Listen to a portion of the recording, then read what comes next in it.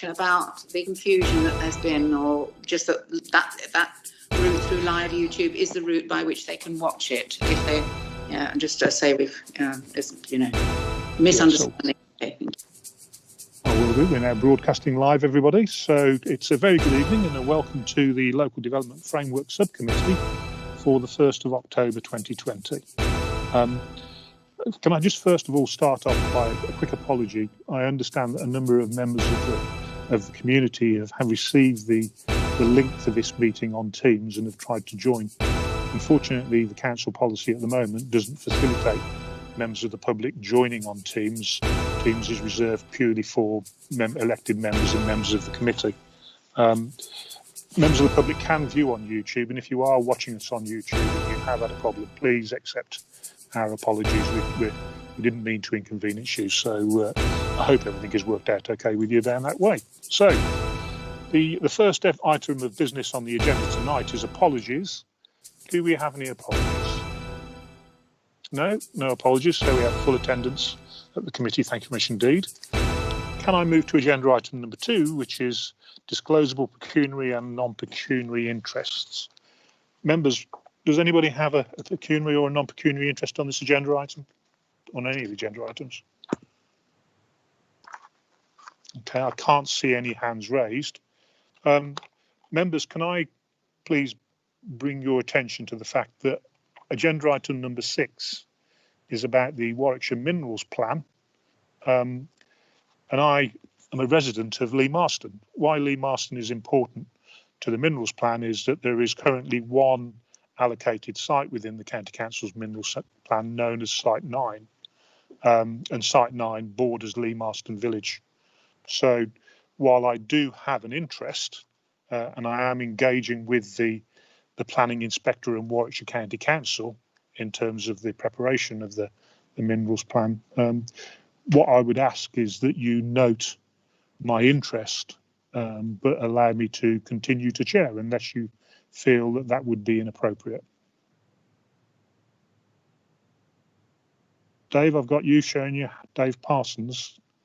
Yeah, I don't know whether I need to declare an interest, but I better, as a county council, the county council respond for the minerals. So if that interest could be noted, that will be run. Thank you.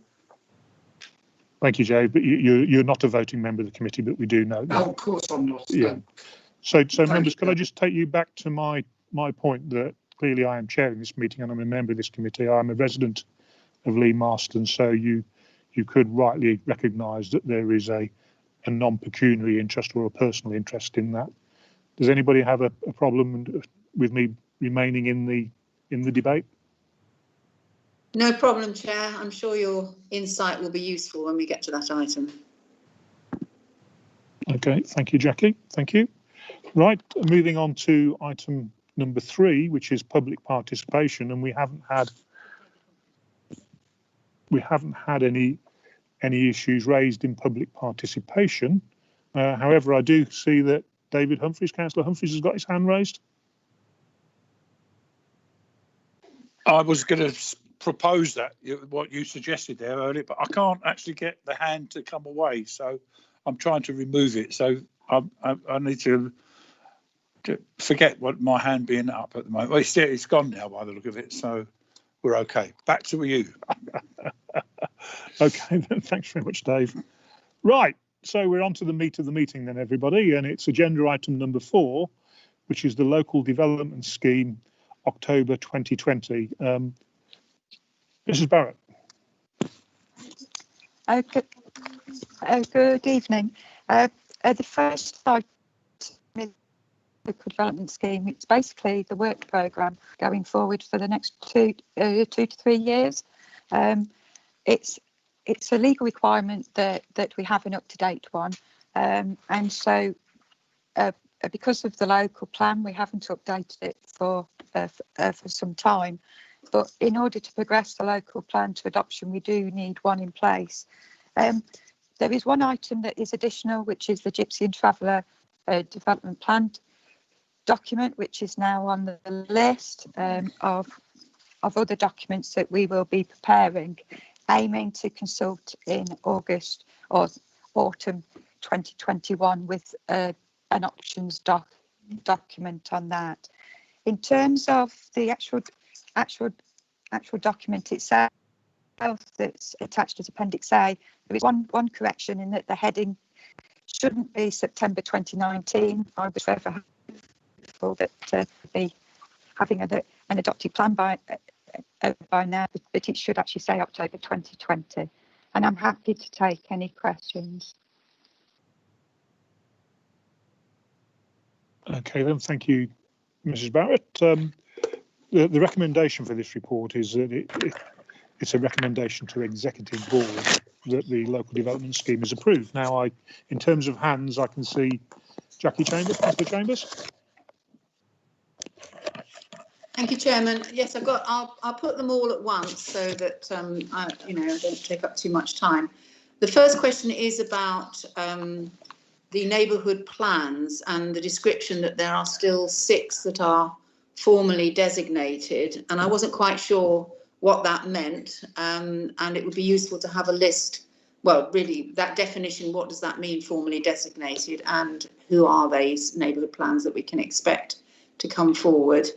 But my second question relates to the Gypsy and Travellers assessment and the relationship and integration of the new assessment of the additional needs for that accommodation and how that has been taken into the local plan, or whether the additional requirements are now going to come later. I'm looking at a report that's got Lichfield District Council, Tamworth Borough Council and North Warwickshire Borough Council, and I assume that this is a joint assessment, is it, of the overall needs for Gypsy and Travellers, or have I got that wrong?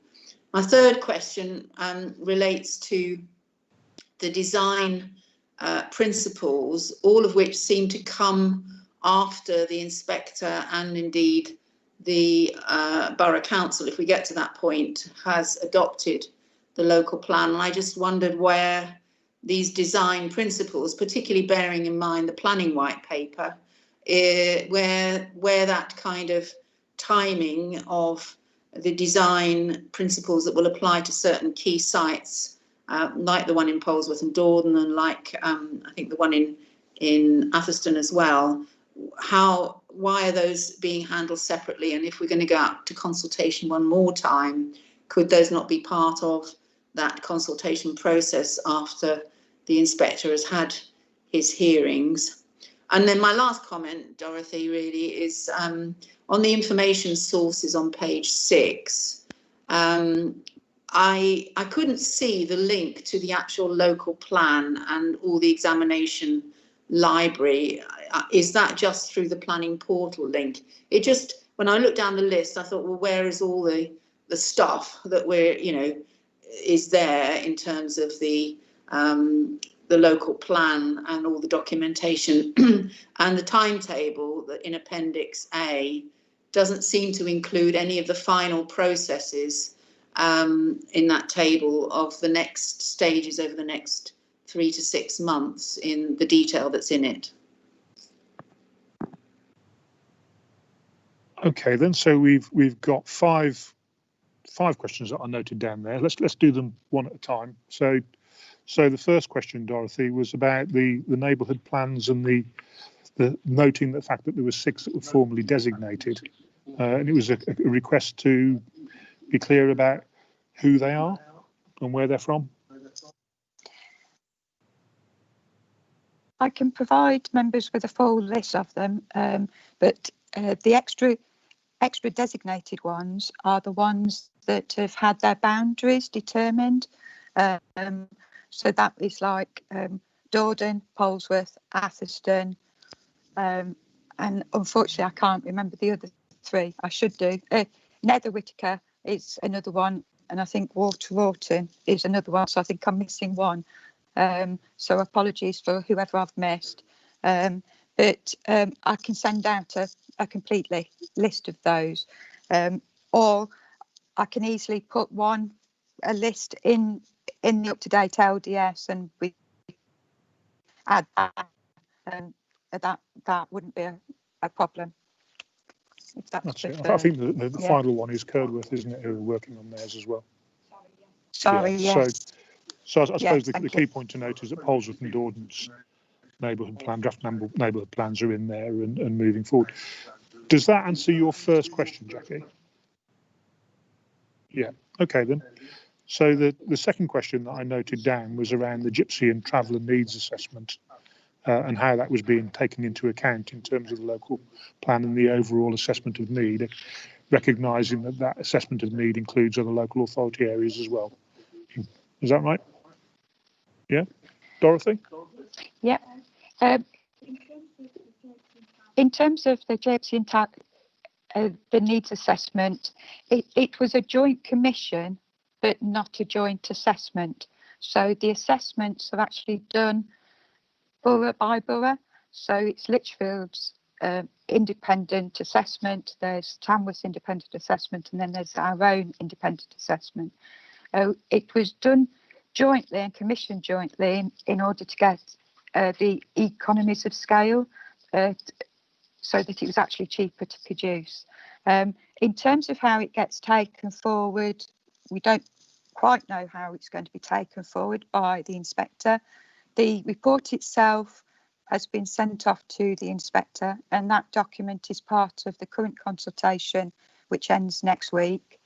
Because of the potential modifications that are listed within that consultation as well, there is a potential change to the policy on the gypsy and travellers in terms of the numbers of pitches, but that's as far as it goes. And the next stage is actually to produce a gypsy and traveller document, which would seek to find the site allocations to deliver that updated need.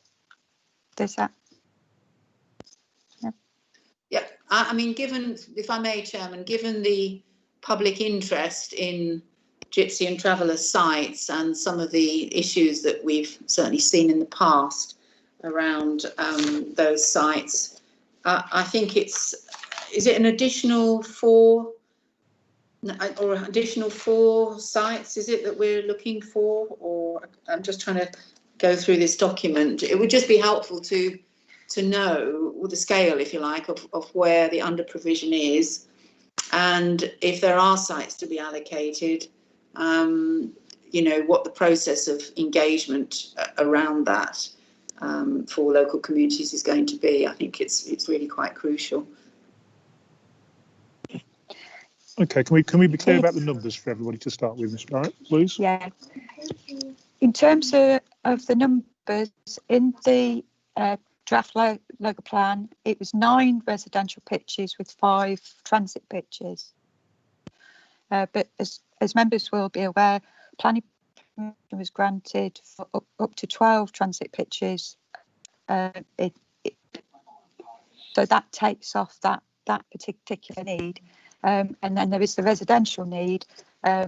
Those that fit with the planning definition of a gypsy and traveller, that would be a need of 19 additional residential pitches up to 2033, and there are some undetermined needs within there as well. So as part of the document that we are proposing to produce, there would be clarity in terms of exactly the need that is being addressed.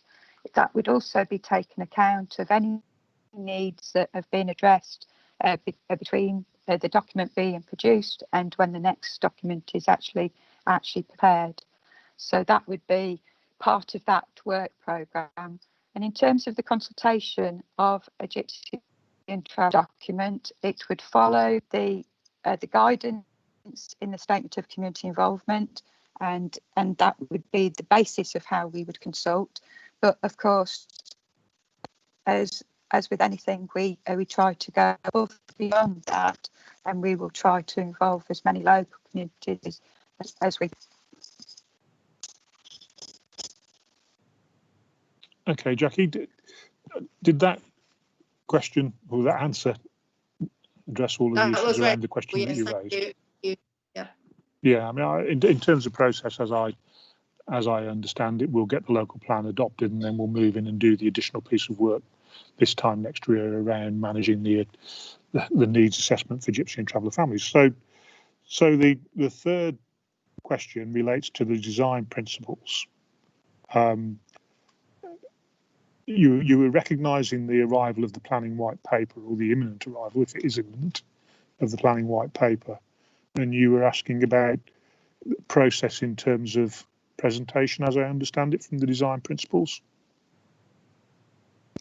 Well, it was really the kind of, is this local plan going to have any design principles woven in it? I know it wasn't possibly part of what you would normally do for a local plan in the past, but we're in this kind of transition period now, aren't we, between, you know, it being adopted possibly in the new year and the planning white paper, if the government gets what they want, being pushed through, and we're then in the business potentially of sites being released without design principles having been agreed. Now, it may be that the timing of what you've got in this local development scheme meets that potential timetable, but it was just a risk, I felt, that if we didn't, and I know that quite a lot of work has already been done in relation to some of the larger sites around design principles. It was just whether we need to think about bringing that forward to safeguard what might be coming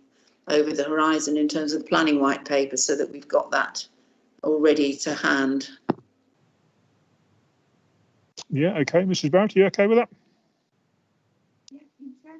Yeah, in terms of the local plan, in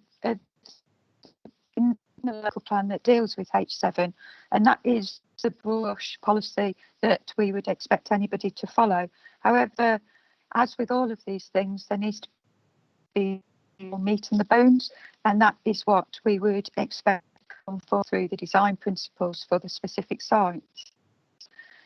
As you can see as well, in that list of SPDs, the supplementary planning documents, is a residential a design guide. I already have one, but it's relatively out of date, but that would be looking at the borough as a whole. But these specific sites, one would be looking at H7 in particular and H2, which are the larger housing sites that are being allocated. Thank you, Jackie. I can see you waving there. Before I ask you to speak further, can everybody hear Dot? Because I can hear her broken through my earphones. Are you all hearing her okay? Unfortunately, I'm not here. I'm just hearing every now and again. The meeting's already got kicked me out once, and I've had to rejoin. It's a very, very poor connection my end for whatever reason. Is it okay? Cheers, Michael. Yeah. Dot, can you hear? I can hear everybody else clear. I can hear everybody else clearly, apart from Dot, I'm afraid. All right, let's just get Dot's microphone changed.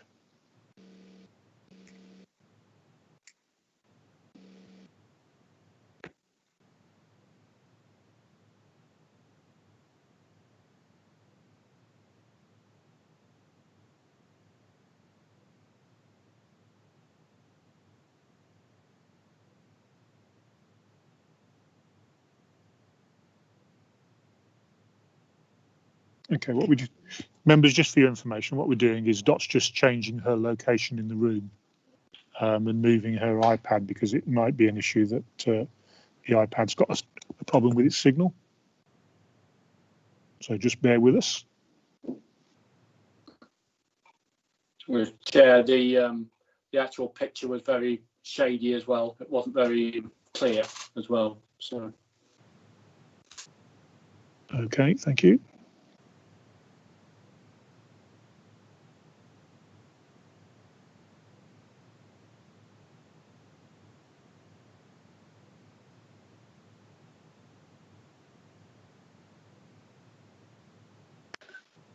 Hi there, I'm back. Okay, Thank you. members, does that sound better? Yeah. So, did you pick up all of Jackie's question there around around, we had answered all the issues around the design principles. Jackie, you had a follow-up question to that. Well, it was particularly in the context of the climate change agenda and the importance of that element of design in what does go forward. And I know we've spoken, haven't we, Councillor Riley, about, you know, the issues of electric hookups, the design of the roads, and the cycle routes, and all those things, and the, you know, the general sort of building design, types of heating that's available on these big estates. And I just want some assurance that we're not going to lose some of the excellent work that I know has been going on in the background around these design principles and guides, and some of the wording that's in the main modifications suggests that it's become a little bit more fluid in terms of what we are going to expect, and that was just concerned that we shouldn't lose that, especially if the planning white paper goes ahead. Okay, thank you. That's Dorothy, can you noted. pick those issues up, please? Yeah. Oh, sorry. In terms of, yes, I mean, if you feel that the potential main modifications are watering down that climate change and design, then if there's some alternative wording that we need to pursue, then please let us know, because that is definitely not our intention, is to water down the design element and making sure that we get places that people want to live. Okay, thank you for that. Now, Dorothy, your signal is still broken when you're broadcasting. I don't know whether it's your headset or something. I have to remove the video off the dock.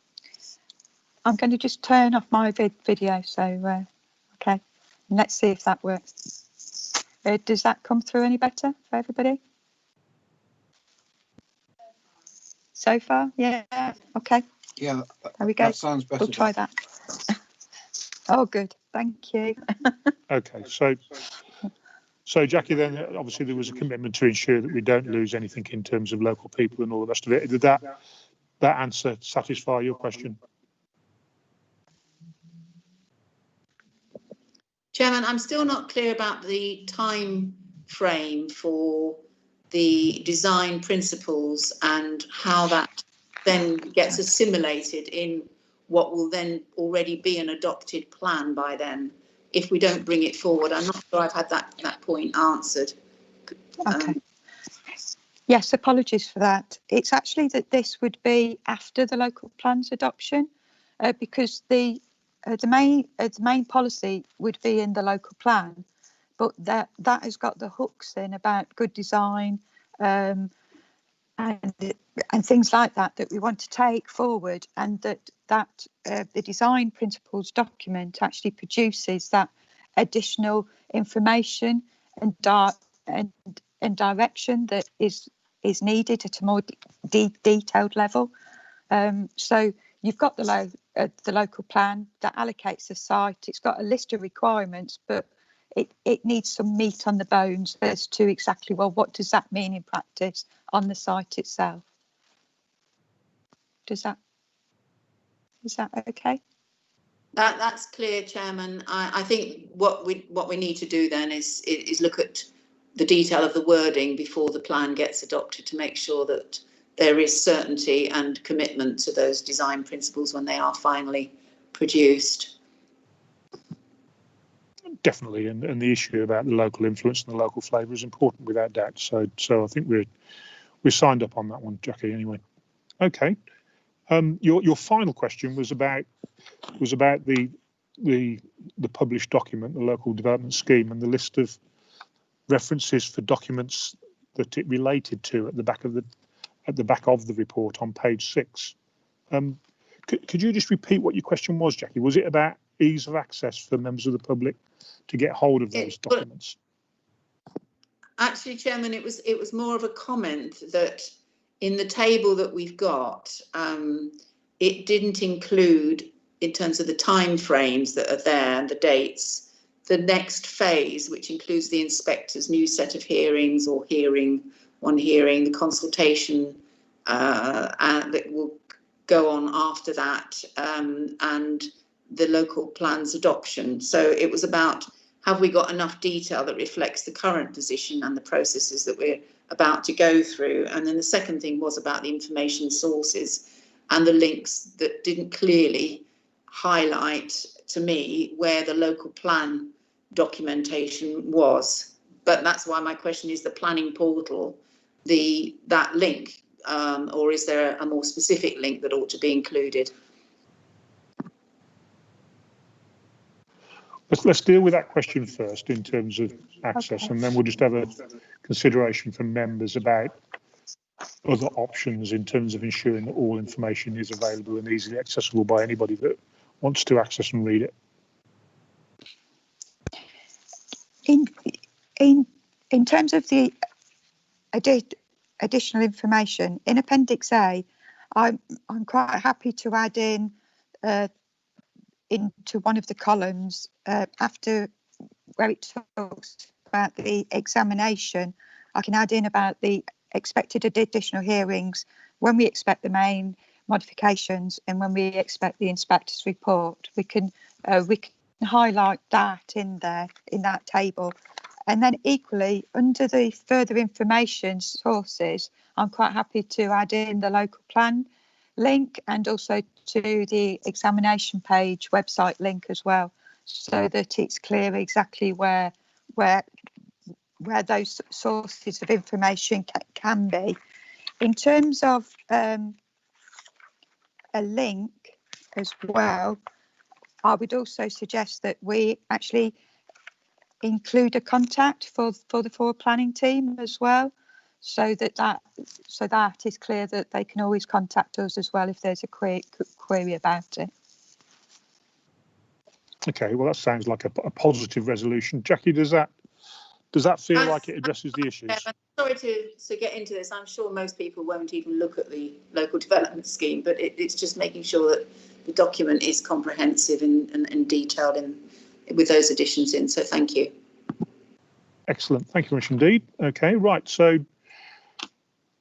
does anybody have any other statements? Members, anybody have any other statements about agenda item number 4 before we move on to 5?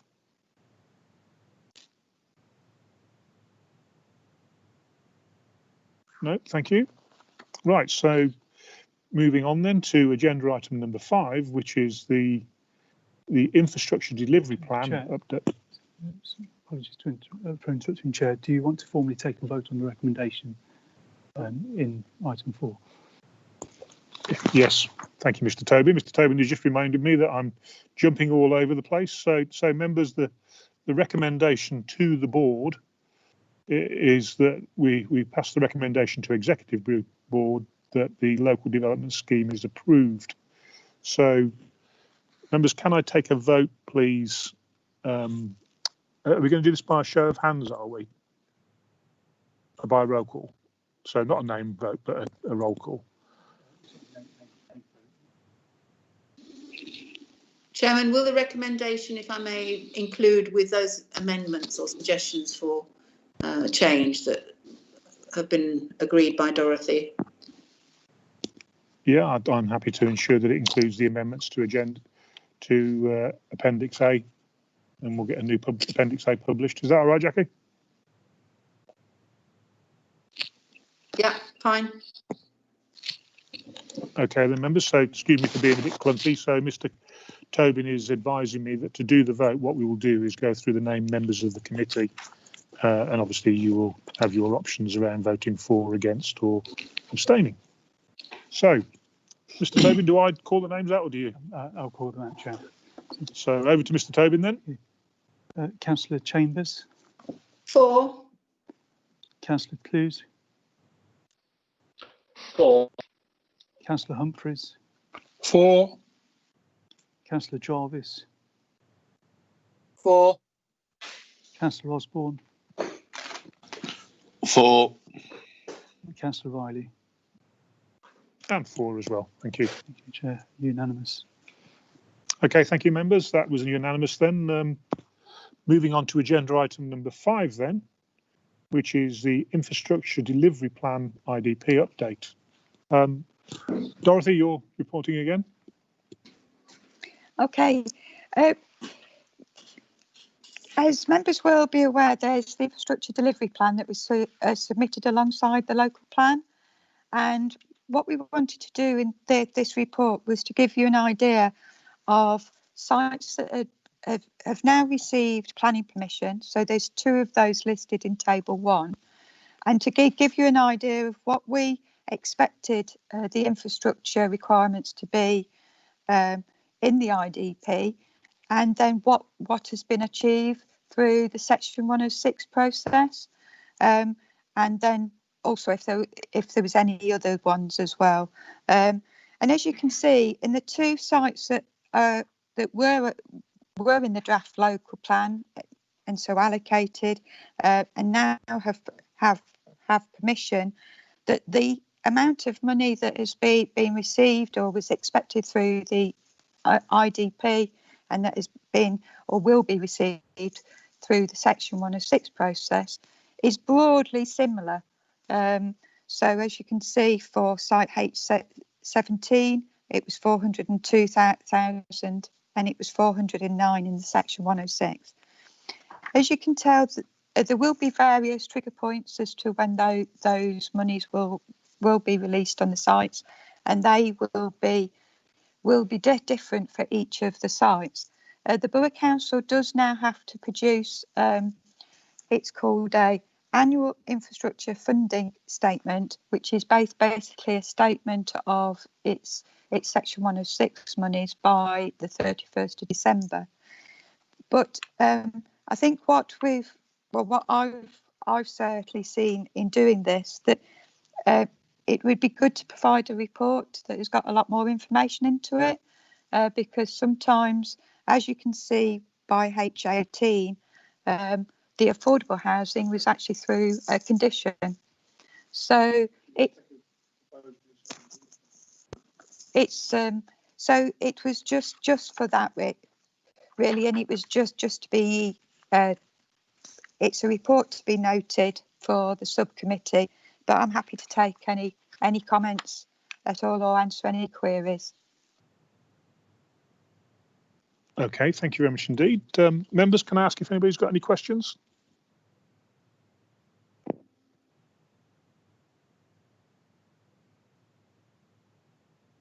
Okay, I've got Councillor Chambers, and then I've got Councillor Phillips asking to speak as well. So, Councillor Chambers. Yeah, thank you, Chairman. I think it would be helpful if Dorothy could explain to members about how the categorisation of these infrastructure delivery elements have been changed since the last time we looked at it. I know that when I asked her, she did explain that the categories of essential, important or desirable, necessary, essential and desirable, that's now we've got 2 categories, which is critical and important. And I just think it would be helpful to, you know, we may get asked, and we need to understand it ourselves as to why we've now got this binary kind of approach to classifying the infrastructure. And then I want to come on to ask about A5, but the A5 has been critical and what's actually in there. So, I'll leave that and stand aside for Councillor Phillips to ask.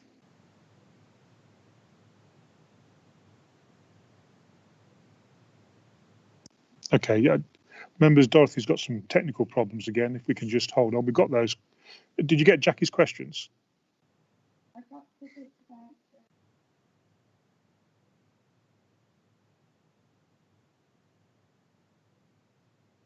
Okay, well, we'll just get Dorothy back functioning again, and then we'll return to your questions, Jackie, and then we'll go to Hayden.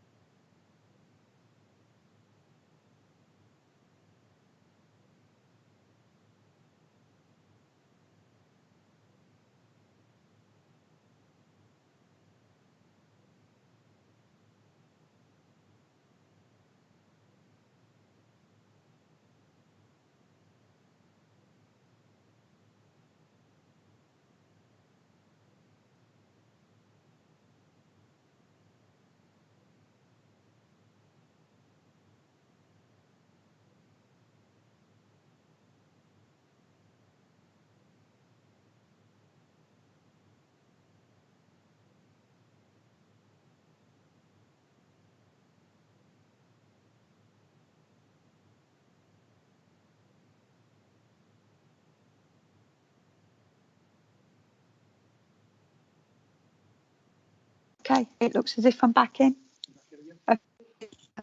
So we're trying to get me onto a better connection. If I can explain then, in terms of Appendix B of this report, you'll see that there is a list of all the infrastructure, and there is the transport, the green infrastructure, housing, it goes on to education, health, social infrastructure and public services. Now this table was originally done as a summary of all of the infrastructure that was related to the delivery of the local plan. So that's why in terms of this, we've added in a new column which says planning strategy and the importance to that overall strategy. The two categories then, is it Sorry to interrupt, or Dorothy. important? Sorry to interrupt, Dorothy. Mr. Chairman, No problem. you've got your microphone. Yeah, that's better. Thank you. Is that all right? Yeah, we all right. So in terms of the planning strategy, there's the importance to the strategy, and you'll see that it's either categorised as important or critical. So what we were looking at here, not is it critical to, or important to the borough as a whole, it's whether it's important to the planning strategy and the delivery of the local plan. So it's very specific what we were looking at, because the inspector was very concerned that the words that we used previously of desirable, necessary and essential weren't clear enough about it in relation to the delivery of the planning strategy that's expected in the local plan. So as you can see, there's only 2 items that are classified as critical, and these are to do with the A5, because basically if they're not improved, then the whole of the local plan can fall. So they are the most central part to the actual delivery of the planning strategy. But that isn't to say that all of the other infrastructure isn't important in the delivery of the sites and making sure that those allocations and the sites actually work and everything else. So it's very specific in this context that it's to do about the planning strategy of the local plan itself. And we were trying to clear up the issue between it. What is actually the difference between a necessary and a desirable or an essential part of infrastructure, whereas really, as a borough council, we see these are all important, but then the A5 is the critical part in terms of that overall planning strategy. I hope does that answer the query?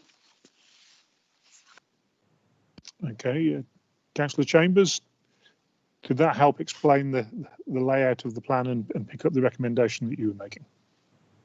Yes, Chairman, I don't want to labour it, but it doesn't really guide us, does it, in terms of the trade-offs that are going to have to be made, I assume, when the developers have paid for this and then they say they can't pay for that.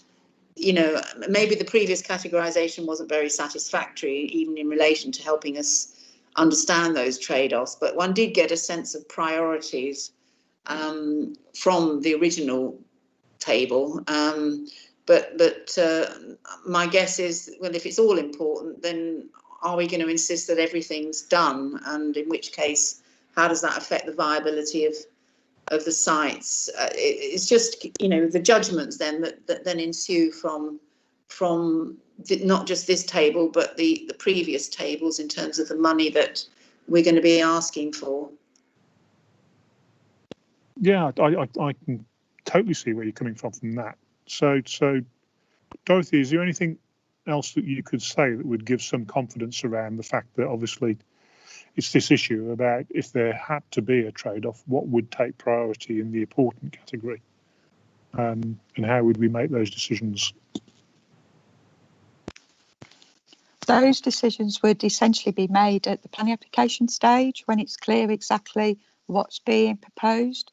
Because when we do the local plan, we make an assumption of what type of accommodation or what type of of the numbers involved, but it will be when that planning application comes in that there'll be a lot more information in terms of that, of the type of accommodation and things like that. But I can understand what you're saying, and to be honest, it'll be something that I think the inspector will talk about at the forthcoming hearings. So the original stance was that we put in was that it was desirable, necessary and essential. And if that's something that we should be going back to, then that's something that we could ask the inspector to think about. But it was to do about the overall planning strategy in terms of that particular column and in terms of critical and important. So it's slightly different things, but yes, I can understand exactly where you're coming. Yeah, and I think this nicely demonstrates, doesn't it, the stage we'll move into where obviously the planning board will take a primacy over the decisions about each of the allocated sites after the plan is adopted, and it's just about making sure that the strategic intentions and the commitments that we make around infrastructure and development are honoured through the planning process as well, I suppose. Jackie, does that answer everything that you wanted? Well, yes, in a way, Chairman, but I was just thinking, if you look at affordable housing, we've given a commitment in this local plan to achieve a certain percentage of affordable housing, and it's one of our greatest needs in terms of taking this plan forward to fulfil that requirement. But if at each stage, separate planning applications kind of trade that number and percentage down to 20%, as has happened in some of our applications, then there comes a tipping point where, in a sense, the whole local plan and its targets for affordable housing just begins to look silly. And it's just, how do we, between the separate individual planning applications, what we say in the local plan and the commitments that then frame future planning applications, it's how that handover of commitment is kind of carried through when people are making a decision about each of the planning applications. But I guess that's about joint membership and shared understanding of what's required. And requirements in terms of the statutory requirements, etc. Okay, thank you. Hayden, you have your hand up. Yes, thank you, Chair, for allowing me to speak. It was just that my question was mainly on the sort of infrastructure of roads and that. I read that that traffic modelling will be needed across the sites, but I would like to have seen something more sort of targeted at sort of dealing with the rat runs around the villages. All our villages, mine included, but many of the villages suffer from the sort of rat runs of traffic running through to avoid the bottlenecks like the A5 and the and Junction 10 and all those sort of things. And it's just, I think we need some sort of commitment to look at this, or some sort of way of sort of, I know we can't sort of foresee everything, or we're not expecting magic wands, but I think some sort of commitment to deal with it as it occurs, or something like that. But some sort of commitment. That's all I was thinking about, Chair. Thank you. Yeah, thank you. I mean, clearly the local plan is specifically focusing on allocated sites across the borough, but totally recognise your position, Hayden, in terms of the problems that a lot of the communities at the moment suffer and will get worse as well. So with work on the A5, there will be rat running. We know with work on the HS2, it's already started. There is rat running from the villages on the west of the borough. Dorothy, is there anything that you could add in terms of the local development forum and options for us to go away and look at the consequences of any of these decisions around things like hot rat running, recognising that the county council are the highways authority?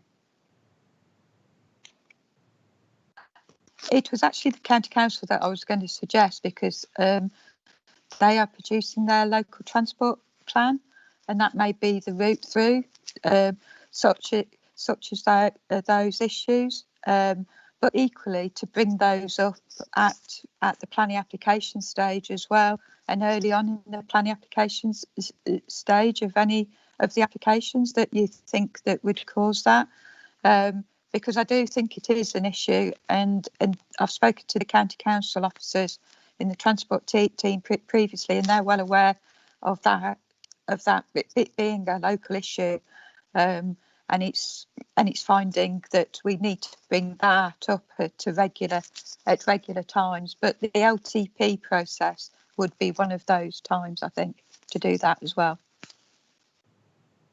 Yeah, I mean, just for the information of members, we're currently still having in first draft a transport strategy for North Warwickshire, and it's in a first draft because the first version of it that was produced wasn't particularly good.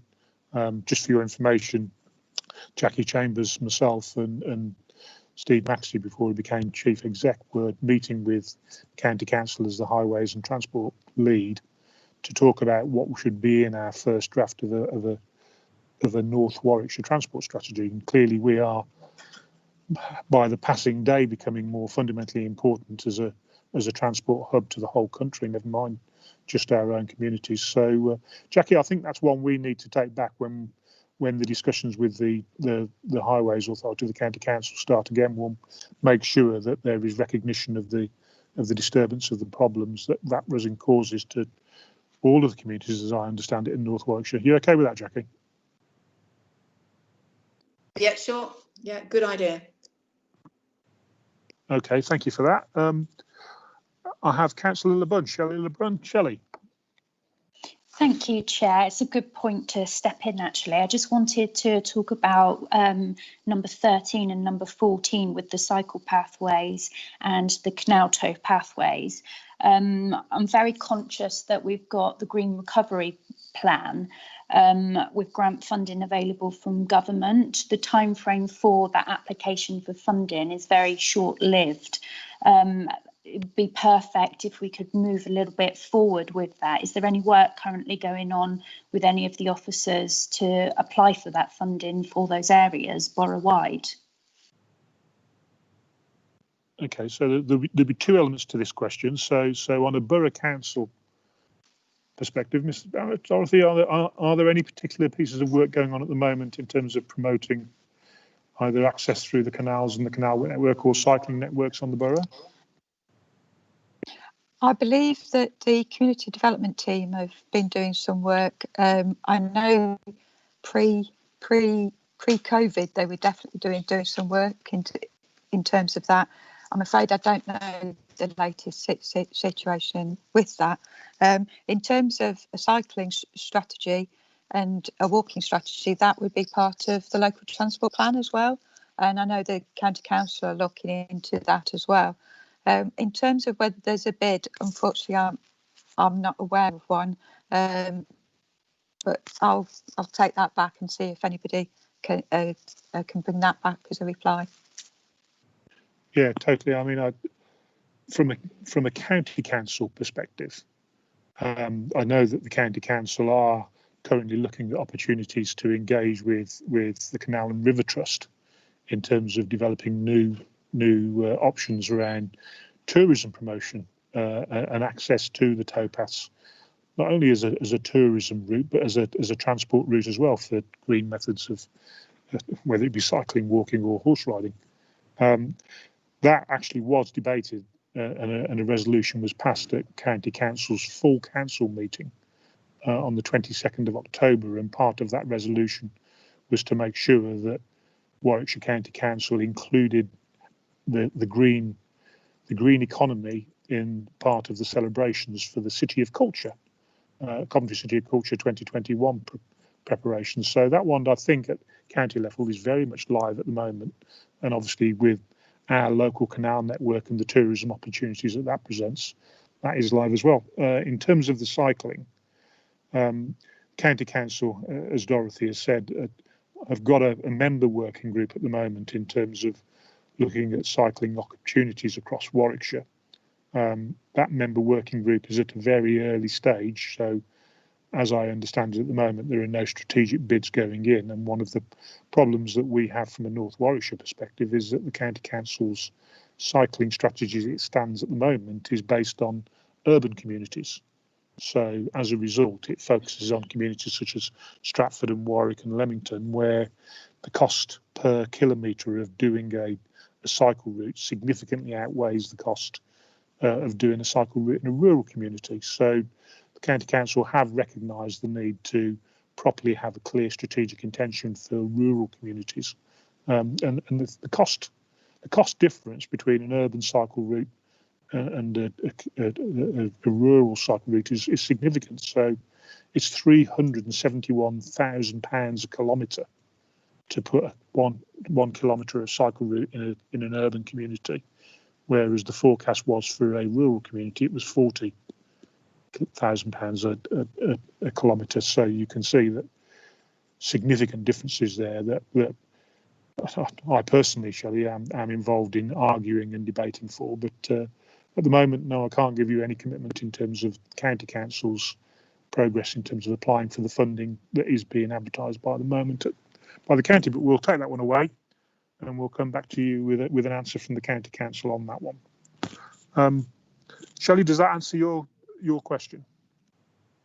It does, thank you. And I think I've previously shared the link for the government funding from the Green Recovery Plan. So hopefully you'll be able to access that one and pass that on if they haven't already got it. Thank you. Yeah, brilliant. Thank you. Jackie, I can see your hand raised. Yeah, thank you, Chairman. I wanted to come back to the question of the A5, which, as Dorothy said, is the only critical item on the infrastructure and on which our whole local plan depends. And I do believe that the inspector is going to examine this in quite a lot of depth, because his original letter back to us, INSP 18, made the point that without the A5 improvements, and within that he also listed the road which he described as to the north of Grendon as being absolutely critical to releasing the land on which 2,000 if not 3,000 houses could be built. Now, in our response to the inspector, we've talked about phases 1 and 2 of the A5 improvements, and then phases 3 and 4. And I have gone back with the help of officers to the HIF bid, which, if you recall, was originally for 58 million, but that's been added on with VAT that takes it up to 79 million. To actually try and understand what exactly is and is not in the infrastructure investment that is coming from government to enable this stretch of road to be improved. And the uncertainty for me, and I think we do need to be clear as a borough council in terms of the way the roads are actually going to function for our communities, and I don't just mean the new communities, I mean the villages as well that feed onto the A5 as the corridor that is the main connecting one for us, is that it does not seem to me to be clear from the very crude diagrams I've seen, and I don't think there are any more detailed routes descriptions as yet that are in the public domain or that we're allowed to see. But it does look as though this stretch between Dordon Roundabout and Grendon Roundabout doesn't actually go back into Grendon Roundabout. It cuts across the A5 and into Spon Lane and then into an uncertain world of road improvement, which is as yet isn't funded. So I am concerned that and obviously in terms of the consultation, those of us that are representing these areas will try and point out the ambiguity of this. But, you know, if as a council we are going to adopt this plan, the judgments which we're asking the inspector to make in terms of it being sound and the assurance from officers that the little bit of improvement that we'll get between Dordon and Grendon Roundabout is sufficient to release all these houses, except it isn't ending at Grendon Roundabout, is just, I am really confused about how confident we are that our case, albeit it's now supported with some actual money from government, is actually going to deliver what we expect. And I just think it would be helpful, given that, you know, Dorothy and Mike have said, yes, but phase 3 and 4, we've got a fair win. There's lots of people supporting the next phase.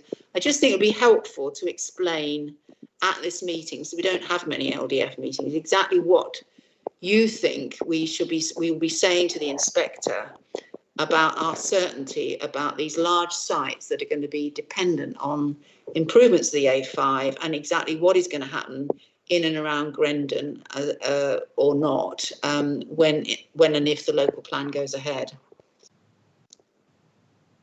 Okay, Dorothy? Okay, if I can explain then, the phases 1 and 2 of the A5 improvements include a Dordon bypass with a roundabout, and then improvements to the Holly Lane roundabout at Atherstone, and that would be the signalisation of that. And then there would be some minor improvements to the Manchester roundabout. So that's phases 1 and 2. Phases 3 and 4 is basically the rest of the A5 in North Warwickshire, which isn't already dualled. So that would be from the new roundabout at Dordon, linking up then to a Grendon bypass that would go over the north of Grendon, rejoining the A5 somewhere between Grendon and the Holly Lane roundabout. And then there would be the improvements from Atherstone all the way up to Myra and out of the borough. So the funding that we have that has been identified, which is coming from MHCLG, is 79.5 million. That was announced in the budget in March. So that is the money that will pay for the phases 1 and 2. In terms of phases 3 and 4, however, in the budget, there was also an indication that in the regional investment strategy for England, in what is known as RIS 3, there is full funding to make sure that the rest of that A5 is looked at in detail and determine the funding stream and if required to actually pay for.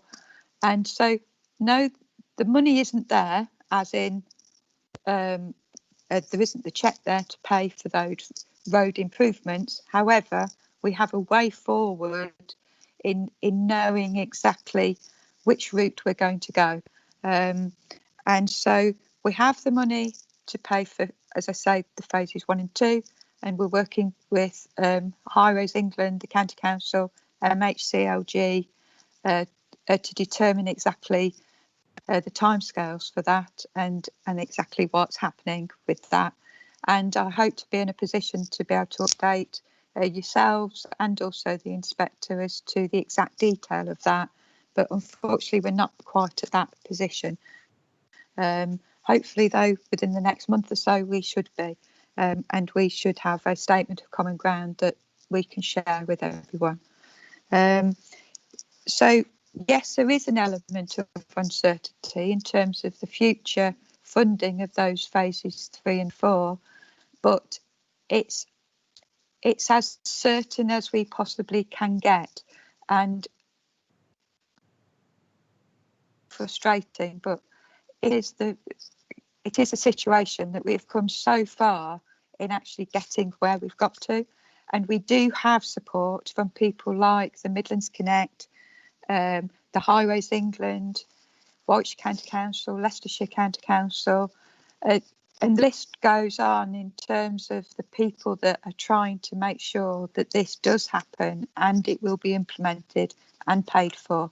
So it is something that we are definitely working towards. I do agree it's not the complete picture, and I wish that we could say, yes, it's definitely the complete picture, but it's as near as a complete picture as we could possibly get.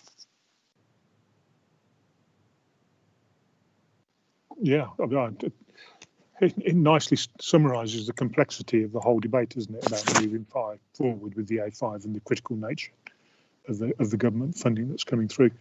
Jackie, obviously you've got the answer there, which is it's as good as we can get it at the moment. Is there anything else you want to say on that? No, I think the thing that Dorothy added that I hadn't heard before is that she's expecting something more concrete to be able to say to the inspector in the next few weeks in terms of that commitment from all those parties. So I think that will be helpful. Yeah, without doubt, and I feel confident that the inspector understands the seriousness of the A5 to the development proposals without any doubt, because of obviously the pre-requirements that he has set around the money being secured before he would approve the local plan. So I hope you share the confidence that he fully understands the need for us to move forward and get that investment funding secured. Okay, so I've got Councillor Jarvis. Ray, you've got your hand up.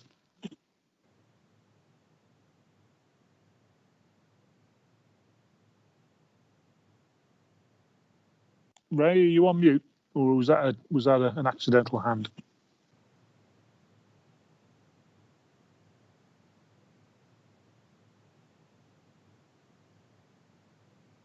Okay, I think we've lost Ray. I think he's managed to knock himself off the transmission. Okay, so members, does anybody else have any questions on agenda item number 5 before we move to the recommendation?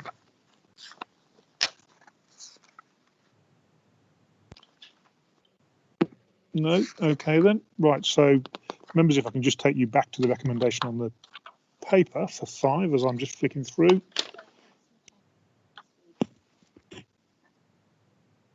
Okay. Sorry, I can't hear you. Oh, beg your pardon. Jackie, you've got your hand up again. Sorry, Chairman, I should have come in before you went back to the recommendation.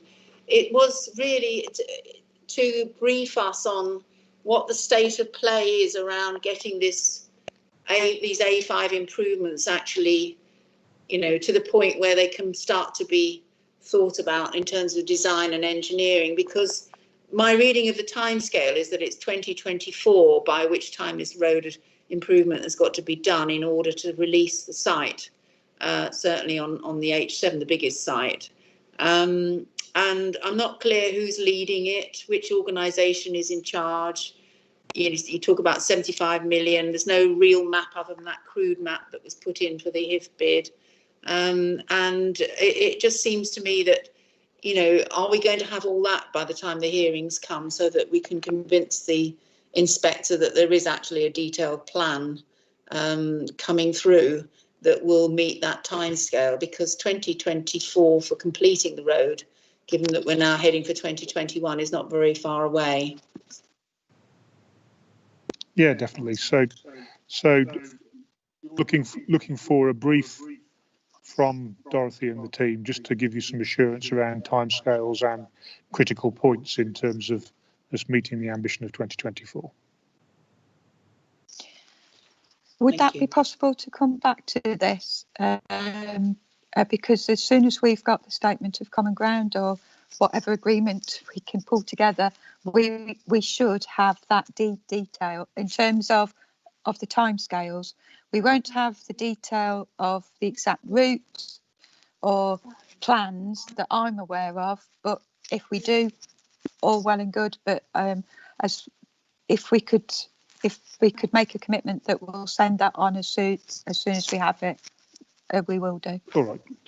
Well, that's good. Can I just slightly amend that and say, could we just do a briefing note for members in terms of the situation where we are now, so to ensure that everybody has got a common understanding, and then obviously as we move forward, if you can provide addendums to that and updates, then that would be absolutely excellent. And then obviously members will be able to share that information with their communities and speak in some detail, because obviously we are all fundamentally aware of the importance of the A5 improvements to the whole local plan. Tony, I can see you've got your hand up now. Yes, I just sent a message to invite Councillor Jarvis, who unfortunately got removed from the meeting, if you could just try and get him back in, please, before the next vote. Okay, colleagues, Councillor Jarvis has been removed. Are we able to bring him back in, please? Just needs to click on the link, and he will be able to get back in. If he click that, he thinks that he go back into Okay, I'm being advised, Tony, that Ray needs to click on the link and bring himself back in. We can't bring him back in at this end.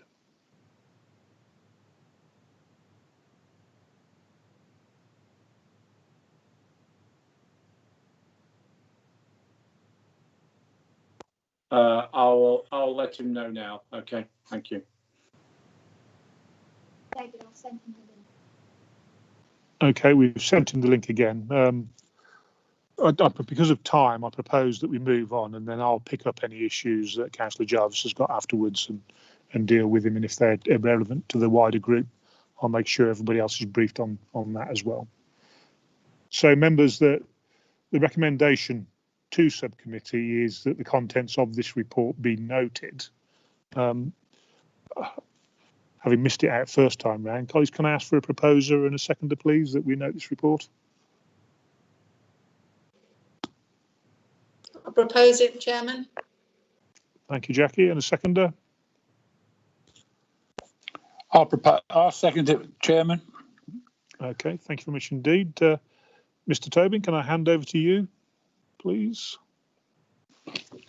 Chair, can I ask if you're happy to take the vote before we know whether Councillor Jarvis has rejoined the meeting? Yes, please. I'm conscious of time. I'm going. Councillor Chambers. For. Councillor Clues. For. Councillor Humphreys. For. I don't think Councillor Jarvis is back, so we could perhaps come back to him in a moment. Councillor Osborne. For. Councillor Riley. And that's 4. Thank you. And so we just check if Councillor Jarvis has rejoined.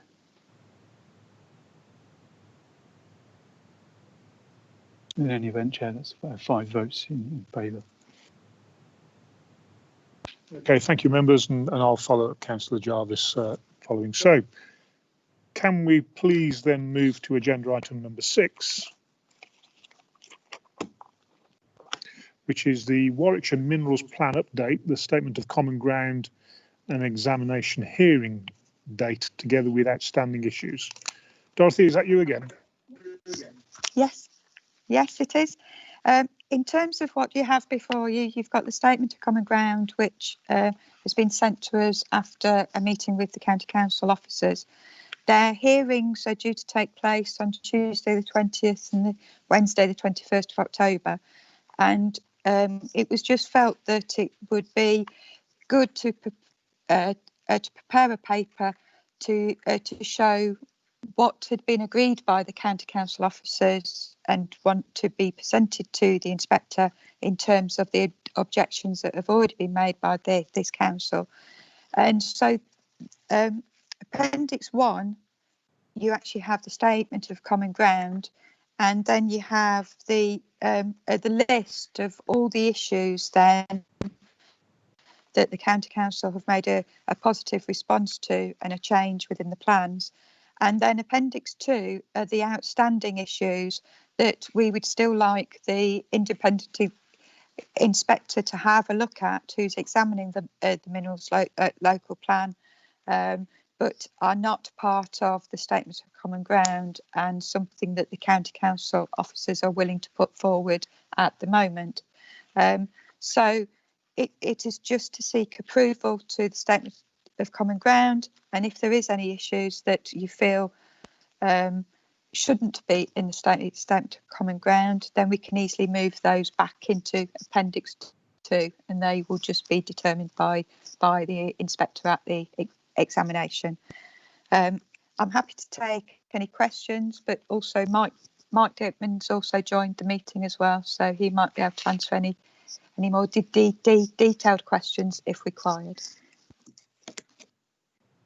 Okay, colleagues. So the process for the county council mineral strategy is exactly the same, believe it or not, as this local development plan. So an inspector has been appointed. The inspector is about to move into public hearings to debate the plan, and then he will make a decision about the sufficiency of the plan and its legalness moving forward. So clearly the mineral plan has got some significant considerations for North Warwickshire, not least of all because it includes coal and gasification issues, as well as the sand and gravel minerals. And as you know, we remain well stocked for coal reserves in this borough. So it is a serious consideration for us. Members, does anybody have any questions about this report for Dot or Mike? Chair, it's Ray. Ray. Okay. Sorry about it. I just had a message come up on my screen. I've been removed from the meeting, which seems strange. I know it's going back one agenda item, but what I wanted to speak about before, if I may, is the education side of it. I know that we're talking about the A5, but when you look at education, it's got a statement on the education needs based on the local plan. And it's saying between 2011 and 2033, it would generate an extra 2,700 and 3,800 extra children aged 2 to 18 that would require, obviously, education in school places. At the moment, as we're all aware, that all our schools are full. And I know this is a Warwickshire County Council statutory responsibility to supply education, but it's something that does affect many, many people in this borough. And currently, children can't go to schools in their own catchment area. And certainly people such as Baddesley are having to go to Nuneaton because all of the local schools are full.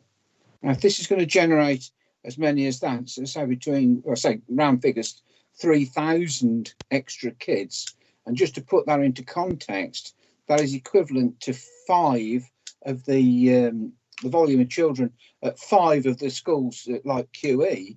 That is a significant number that have got to be educated.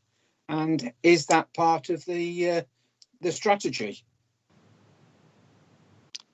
Ray, we've moved on and we've voted on the last agenda item. Yeah. So what I propose to do, and I'm sorry that you fell out of the meeting, what we'll do is we'll pick that up and we'll answer it by email and make sure that members of this forum are included in that discussion, because you're quite right, it is a significant issue, and I am aware that there are members of our community at the moment who are struggling with the issues that you raise. Yeah, okay, so thank if you don't mind, we'll stick to the agenda as we move forward. We'll pick that one up offline and come back to you.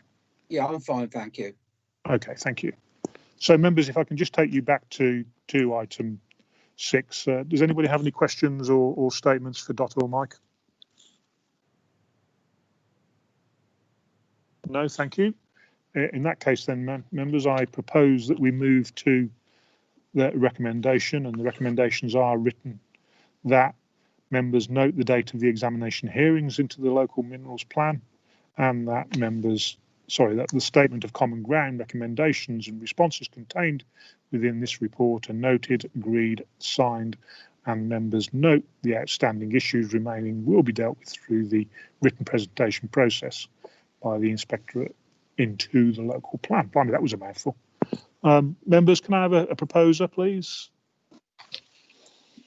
I'll propose it, Chair. Thank you, Councillor Humphreys. A seconder? I can second that, Chair. Thank you, Councillor Clues. Mr. Tobin, can we move through the vote, please? Thank you, Chair. Councillor Chambers. 4.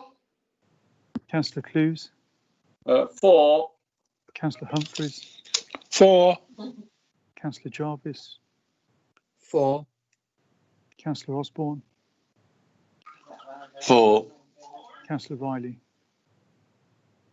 And 4. Thank you, Chair. Unanimous.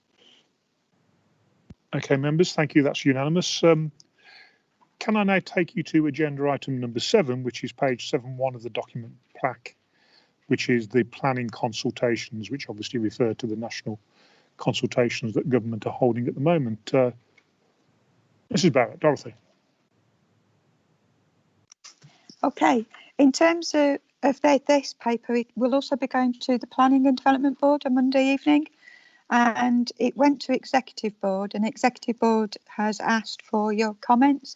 If there's anything in addition to the board report that you would like to be part and parcel of the response. As you can see, the observations start at section 5 and go all the way through to 5.21 on pages 74, 75, 76, 77 and 78 of the agenda pages. In terms of what's being proposed, there's a lot of changes in terms of the white paper. There is another consultation which actually closed today that was changes to the current system, and that is in the later part of this report. A response has already been sent on that. So it was observations in terms of the major overhaul, really, of the planning system. The main things from a policy perspective in terms of the local plan is that they want the local plans to be done within 30 months from start to finish, and that they will last for 10 years, and that they would be going very much the digital way, and also that they would become zoning plans, which sounds like a radical move in terms of the zones, because there would be 3 main zones of growth areas, renewal areas and protected areas. But I have since heard that they would allow other subcategories, but that's all up for discussion. So in view of the time, I'm more than willing to hear if there's any of the comments that you would like us to include within the response. Okay, thank you, Dot. Obviously, members are fundamentally significantly important consultation for North Warwickshire, given our strategic position sitting right next to the West Midlands. Does anybody have any comments on the consultation that haven't been raised before, either through exec or other forums? Councillor Chambers, Jackie? Yes, thank you, Chairman. I don't know whether Dorothy and others are aware, but we did have a very good cross-party debate at full council, linked with an amendment that was agreed by full council, which was that we took a firm position, or a firmer position, if you like, than is apparent from the observations and comments that are in this paper. I think, given that we've got a month to actually pull our response together, I think the recommendation that's here, which is that there is a process by which we firm up, if you like, our position statement, and perhaps praise some of the key points that are in this paper, that we need to have a more iterative process going on between members and officers in order to get that. I mean, the amendment was essentially that we draft a letter stating our position and saying that we are opposed to many of the changes that are there, and that should be sent to the Member of Parliament and others to show that we do object to what is proposed. I mean, having read the part of the white paper proposals and some of the way in which it's framed in the introductions, I think it's a huge insult to planning authorities in terms of the way in which this whole thing is being put forward. More or less, let's just get rid of the whole lot and start again, because none of it's any good. And I think we need to, not just sort of observe and comment on this. I do think we need a firmer position, and that was certainly the resolve of full council. So I would propose, Chairman, that we actually do what's in the recommendations, which is have a proper process of discussion and firm up the response so that anybody can see in the, what North Warwickshire Borough Council actually thinks at a glance of the planning white paper. Quite. Members, any other comments before we move to the recommendation? No, thank you. So members, recognising Jackie's point that we have debated this and voted on it at full council, can I go for a proposal and a recommend and a seconder for the recommendation as written, that in accordance with the recommendation of the Executive Board, any comments from the subcommittee will be incorporated into the response to the consultation white paper. I'll propose that. Thank you, Chair. Councillor Humphreys. And a seconder. I'm happy to second Councillor Jarvis. Thank you. Mr. Tobin. Chair, I'm not certain in terms of the nature of the recommendation that we haven't got any specific comments to add. And although Councillor Chambers has suggested a process of officers working with members to pull those comments together, we haven't got anything specific.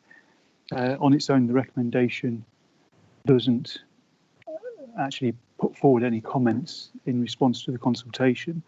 I don't know if you want to take a vote on that basis, because it wouldn't have much in the way of effect. I don't know if you want to consider perhaps a way of putting into effect the suggestion that Councillor Chambers had.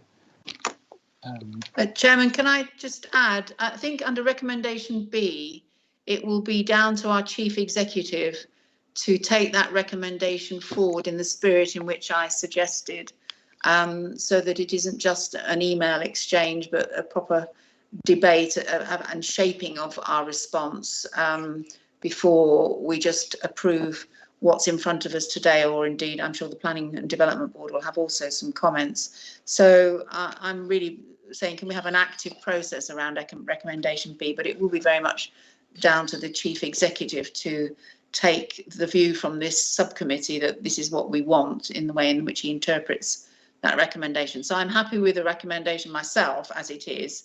I don't think we need to spell out the process. It's for the Chief Executive to do that. Yeah, definitely, and it's for us as members and as an LDF to make sure that all members' views are heard and represented in the response, isn't it? Okay, well, unless anybody else has got any feelings, we'll go with Mr. Tobin's advice that on this recommendation there is no need to take a vote. Is everybody happy with that? Chair, I wasn't exactly saying that. I was just saying that the way it's phrased, the recommendation as item 7 suggests that it would be a collective comment, and I didn't know if there was any suggestion that members would be putting forward a collective comment tonight. If members are happy that that's the basis on which it's being proposed and the vote taken, that then members will feed in via the Chief Executive Leader, then that's fine, as long as that's the understanding, and then that they see the process for doing that. Yes. So on that basis, take a vote then. Okay, members, it sounds eminently sensible. Anybody got any views to the contrary before we move on? No? Right, thank you. Right, can I just then take you on to agenda item number 8, which is the local plan progress. And I believe... So, Chair, I was saying that on that basis we would have a vote if members are of the understanding that that's the process to get their comments in. To say on the face of it, the recommendation doesn't cross-refer to the recommendation to executive, and that was the reason for raising it. If that makes sense to you, Chair. I'm afraid I'm trying to listen to you and understand what the point's being made. So you are proposing an amended recommendation to include point B, yeah, and then vote on the... with the comments of the subcommittee, the members of the subcommittee. Right, so could somebody just draft me then a recommendation that we can share with members if you feel that that's important?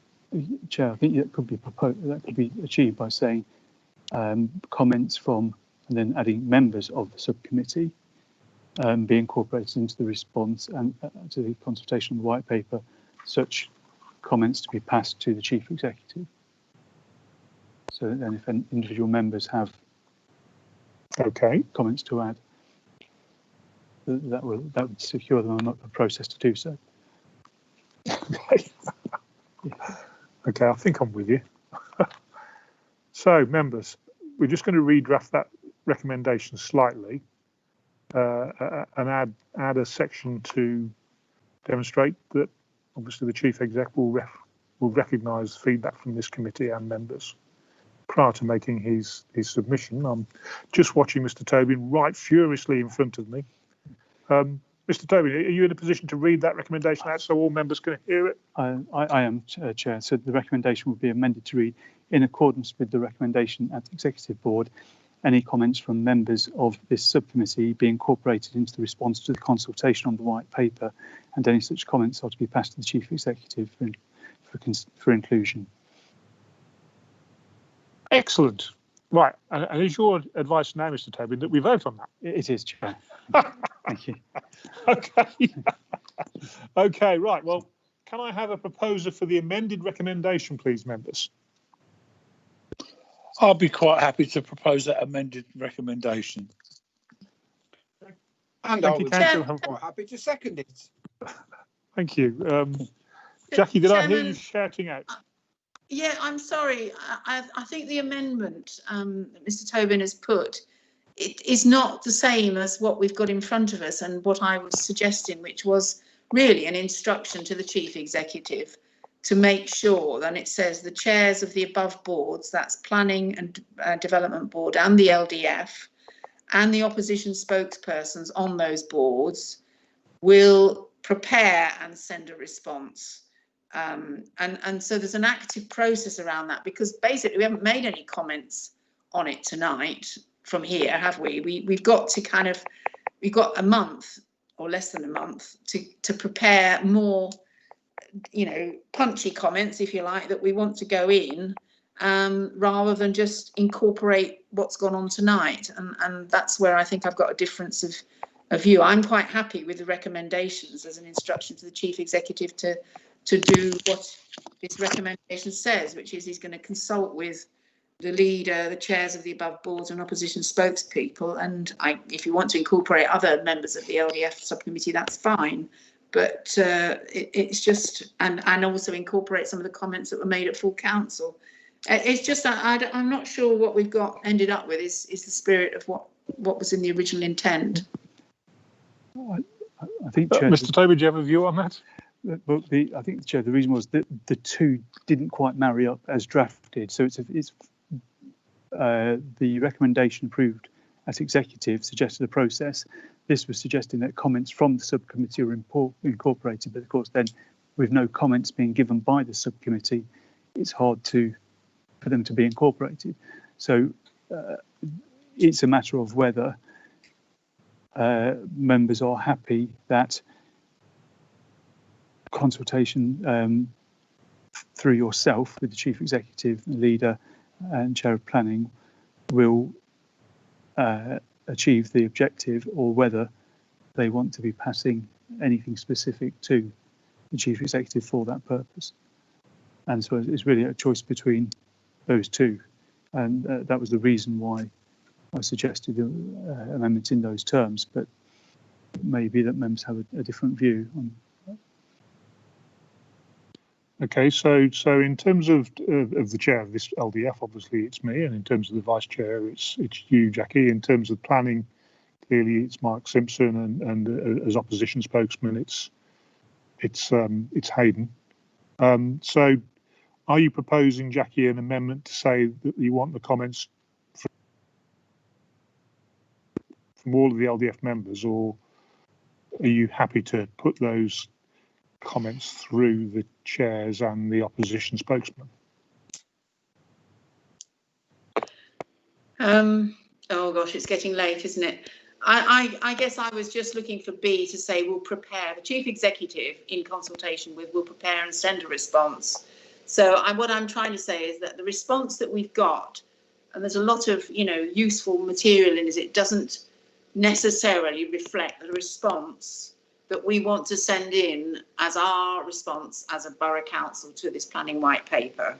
And therefore there needs to be some additional meat and oomph and executive summary at the beginning, if you like, of our position added to all of this. And I'm not sure what we've done tonight, or indeed what came out of the discussion at full council, has actually drafted that sufficiently for the Chief Executive to send the response, because what I don't want to happen is he just sends in the response that we've got in front of us at the moment, because in my view it's not punchy enough and it doesn't tell the story that and the debate and our position at full council as we arrived at, and it was a cross-party view that we should do that. So, you know, it's a very useful paper, but it's not got enough oomph at the moment if that's going to be the basis of our response. So I would like another process that gives it that oomph and gives us some drafting opportunities to get that up the front.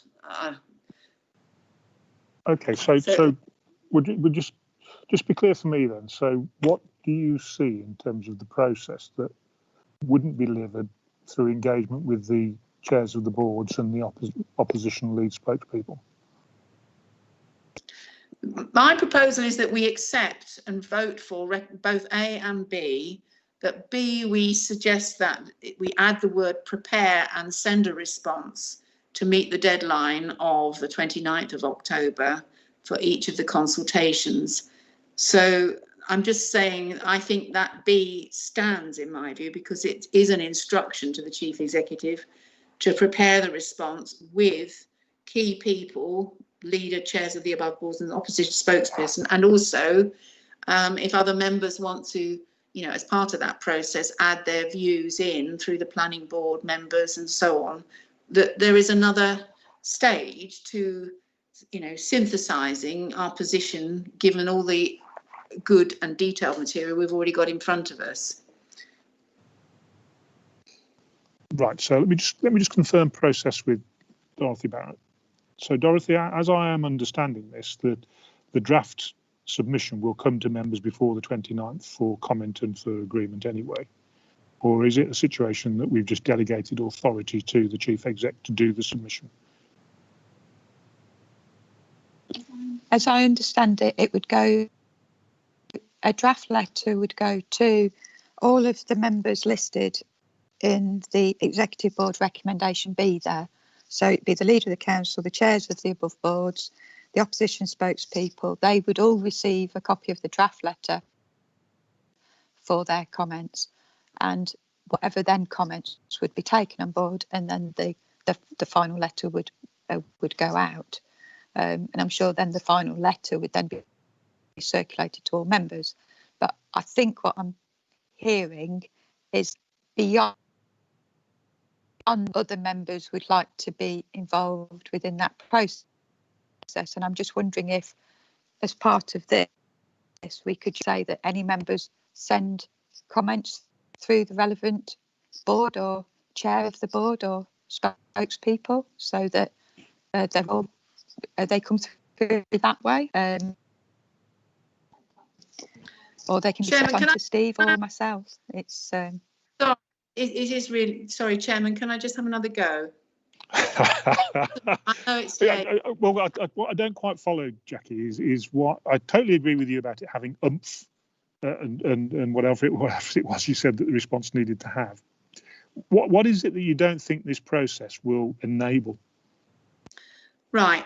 It's about the signing off of the oomph that we want to go up front, and the debate that would normally go on if all that we get is a letter to respond to, and we add in some, you know, drafting comments and, you know, do track changes. In the end, the Chief Executive has got to, or Dorothy has got to, assimilate all of those and then come up with another version. In the normal world, we would have sat round and we'd have had a discussion about what was in front of us, and we'd have all kind of given our views about what's important to include, debated things we don't agree on. But there comes a point of kind of, if you like, the consensus around what our position is going to be in our response and how we want to word it. And for me, there's a missing stage, I guess, that I had assumed, you know, in the past, when we've done position statements or responded to consultations in the past on health, you know, our previous Chief Executive actually had a process that we all fed into. We then debated it, and then we firmed up the final draft together. And that's the bit that, for me, is missing if all we're doing is reacting to an already drafted letter individually and without any discussion. Okay, well, look, it's fundamentally important that members are able to engage with the process and raise their views. I think that there is an element about as requiring to enable the chairs of the boards and the opposition spokesman to have the final say on what would be in any submission that went forward, and it would be down to the chairs of the boards and the opposition spokesman to feed back to members in terms of what their decisions were. Clearly, it's got to be. We want it to be a shared document, because actually we have got a cross-party consensus on what we feel about the risks of that are contained within the consultations. If I was to propose, Jackie, that we organised a meeting prior to the 29th to enable us to speak in more detail specifically about the consultation response, would that go some way to delivering the empowerment that you want? Yeah, I think yes, that's all I'm really asking for, that the chief executive convenes that. Maybe it's a half an hour Zoom meeting to go through a draft. Hopefully we'll have fed in comments before then, and it will reflect whatever we've sent in up until that point, and then it's a question of signing it off and having a consensus around that, and then something we can be proud of and show to our other neighbours that we've got an agreement on our response, and we can stand up and be counted on it. All right. So, Dorothy, will you be drafting the response, or will it be Jeff, or will it be Mr. Brown, or will it be Mr. Maxley? It will be myself. I'll start to kick. So if there are any comments immediately, then if anybody wants to send me anything in the meantime, then it'll probably be in a couple of weeks' time before I'll send something round. So if we give you, recognising that you are rather busy at the moment, so if we gave you a couple of weeks to get everything drafted, and then look to have an informal meeting where we discuss the responses with members of the LDF, and obviously we could open that up to the planning committee if they're going to debate this very issue as well tomorrow, 1 week before the final submission. Would that work in terms of process for you? I mean, the week of the 19th of October, sometime in that week, we could organise something. So I'm sure, and then that would give some additional time for redrafting and additional comments as well. Okay, Jackie, does that feel as though you've got time great. to? Thank you. I don't know what that means in terms of the recommendation, but that's great. Well, I can see an expert sitting in front of me who's going to tell us what it means. Well, Chair, I'm wondering, because it's going to be a discussive process that's envisaged here for members of the subcommittee. I'm wondering, because you're already a consultee effectively, following the recommendation of the Executive Board, that the amendment I suggested a moment ago is changed slightly then to say that they're passed to you, and it can be via that discussion process, and then you feed them in to the final response. It may be easier in that respect, because then that matches up with point B from the Executive Board meeting.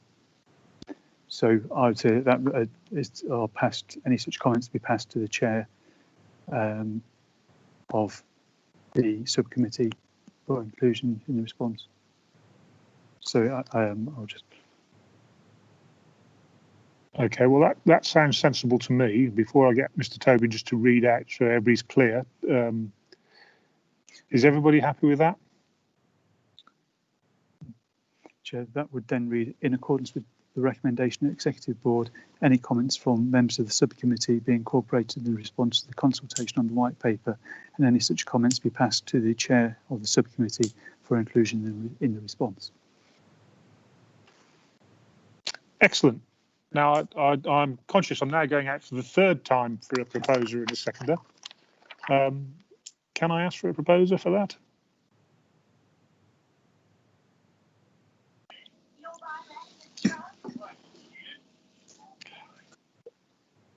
So Councillor Humphreys, were you proposing? Yeah, I was. Sorry, I was just going to leave Jackie the opportunity to leap in and say, thank God we've got an answer. Yeah, I will propose that. Thank you very much. Yeah, thank you. And your Councillor Chambers, you'll second that?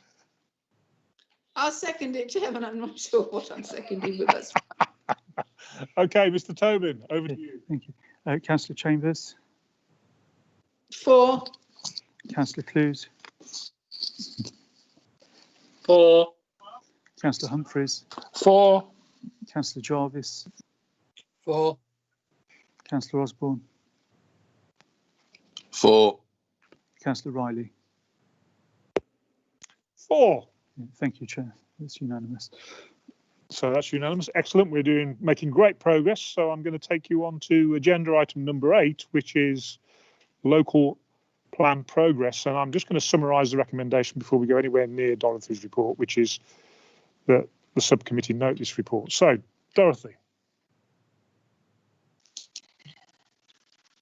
Thank you. This is a very short report just to say where we are with the local plan, because it's been a long time since we've met. So it was just basically to say that hearing sessions last took place in April 2019. We heard in March of this year about the funding for the A5. The inspector asked for a number of documents, as you can see in paragraph 3.5 of the board report, that he wanted to go out for comment. The closing date for comment on all of those is next Wednesday. Subject to what he receives back in terms of the representations or comments that he gets back, we expect that the hearing anytime from the 19th of October, possibly are more likely to be now in November, but we'll see what happens there, but we'll let you know as soon as we know. Hopefully after those hearings we will then go to a consultation on main modifications, which is the formal consultation of when anybody who sees the suggested changes that the inspector is recommending to make the plan sound, that they can make any comments. Hopefully we can then move forward to his report, the inspector's report after that, and then we're aiming for a good wind behind us, but hopefully adoption before March of next year, and that's basically where we are at the moment. But happy to take any questions. Okay, thank you. Members, anybody got any questions or statements they'd like to make? Councillor Chambers. Yeah, I just wanted to thank the forward planning team for all the work they've been doing despite COVID. I must say it's felt a long time since we've been able to meet as members to actually get a